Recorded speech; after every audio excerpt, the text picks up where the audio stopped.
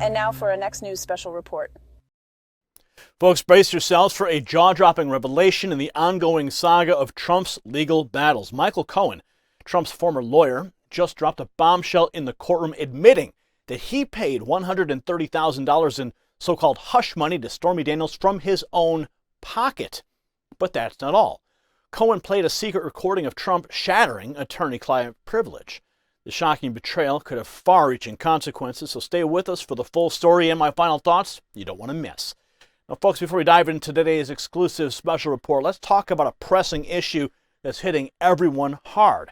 Just like Michael Cohen's unexpected financial maneuvering, millions of Americans are struggling with skyrocketing AC bills.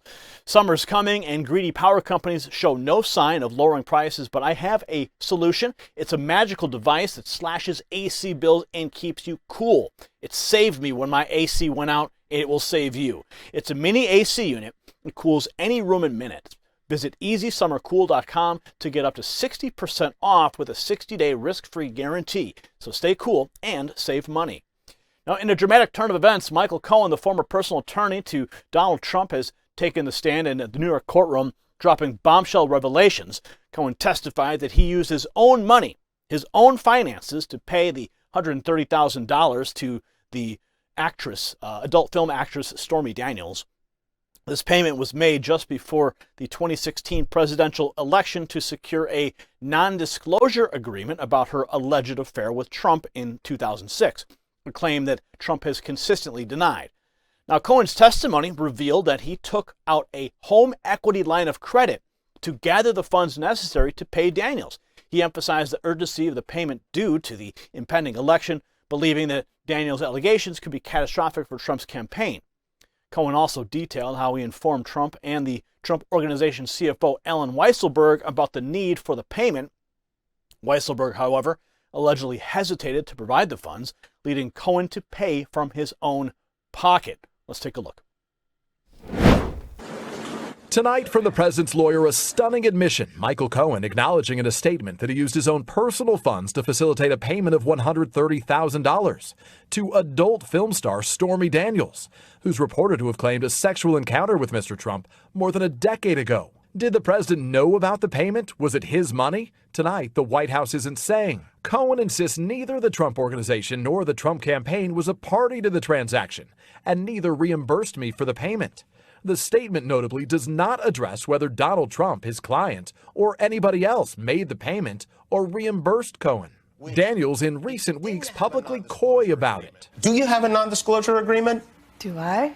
Now unrestrained, at least according to her manager, who tells the Associated Press Daniels believes she's free to tell her story after the president's lawyer told his. Daniels' manager saying the adult film star believes Michael Cohen invalidated their non-disclosure agreement by publicly discussing a secret payment. Cohen's acknowledgement comes after a watchdog group filed a federal election complaint alleging the payment could qualify as an in-kind contribution, violating campaign finance law if it was intended to keep Daniels quiet. If Michael Cohen paid this settlement to try to keep a story out of the news in the closing days of the election, then it very well could be an illegal campaign contribution, and that perfectly tees up an investigation from either the Federal Election Commission or the Department of Justice. The White House and Cohen have always denied Mr. Trump had any sexual encounter with Daniels. Tonight, no comment from the First Lady, who spent part of this Valentine's Day visiting sick children.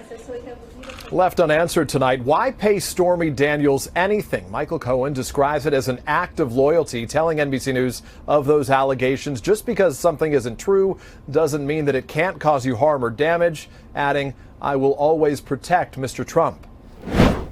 Now, Cohen testified that his wife was unaware of the financial maneuver as she managed their household finances and would have questioned a large withdrawal from their joint account.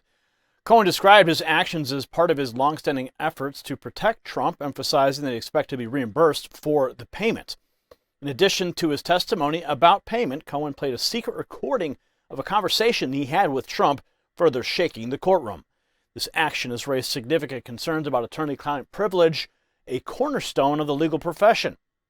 The prosecution, led by Manhattan District Attorney Alvin Bragg, is using Cohen's testimony to argue that Trump's reimbursement of Cohen, which was so-called falsely recorded as legal expenses, constitutes falsification of business records.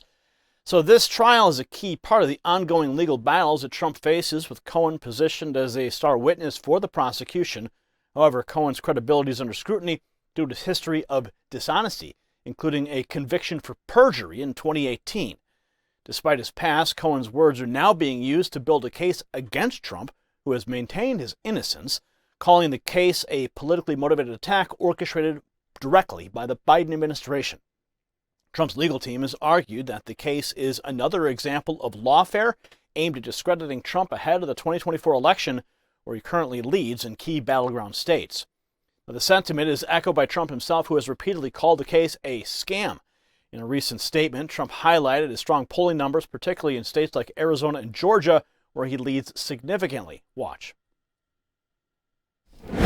Testified about a conversation he secretly recorded. Remember, I told you, client-attorney privilege out the window with this guy. They just played that recording, according to our team inside the courtroom. It's remarkable. This is from one of our producers, saying it's remarkable that a lawyer would tape his client and then take it to a magazine publisher to, according to Cohen, prove Trump would pay him and ensure his loyalty. Seems like an obvious violation of the rules of professional responsibility, attorney-client privilege, etc. Matt Whitaker, so they're going to hear these tapes. What do you make of it? Well, I mean, obviously, I agree with everything you just said about the attorney-client privilege and what Michael Cohen would do. But remember, he's talked a lot about this case. He's talked a lot about the facts of this case. He's done interviews, to your point, with magazines. He went in front of Congress and lied, got convicted. There's so many times he's told this story. And now the prosecution really, I think, is expecting him to say more than he's ever said. And I think that's very dangerous because the jury, it'll fall right into the hands of, are you lying then or are you lying now? And I just don't think he's going to be credible once they get done with him. But, this is distracting us from so many other important issues, like the insecure border that the FBI director has said has caused the most dangerous threat environment since 9/11. It's just really despicable. All right, you tip a little bit. So as the trial continues, the stakes remain high. The defense is expected to challenge Cohen's testimony vigorously, pointing to his past lies and the contradictions in his statements. Cohen's previous admissions that Trump was not involved in the payment to Daniels, as stated in a 2018 letter to federal authorities, directly conflict with the current testimony. If you got value from this report, tap subscribe. It's time for my final thought. This story underscores the ongoing battle over the truth in our republic.